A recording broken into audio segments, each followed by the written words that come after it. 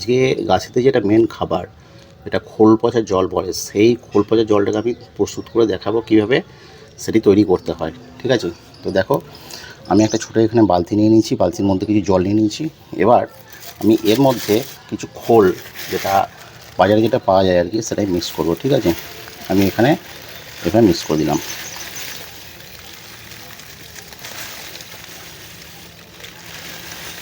আর একবার দেবো। ঠিক আছে, এই কয়েকটা আমি দিলাম, এটা আমি রেখে দিচ্ছি, এটা পরে আর একবার আমার কাজে লাগবে। ঠিক আছে, এরপরে দেখো এখানে কিছু 10-26 আছে, এটা আমি অলরেডি এর মধ্যে রেখে নিয়েছি। এবার এটা অল্প সামান্য পরিমাণ আমি কিন্তু দেবো, আমি কিন্তু বেশি দেবো না, কারণ গাছেদের, আমাদের ফুল গাছের ক্ষেত্রে কিন্তু 10-26 খুব অল্প পরিমাণই লাগে।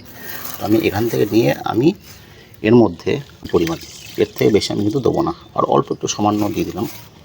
ঠিক আছে, এরপর এটা আমি কী করবো, এটা আমি ভালো করে মিক্স করে দেবো। ঠিক আছে,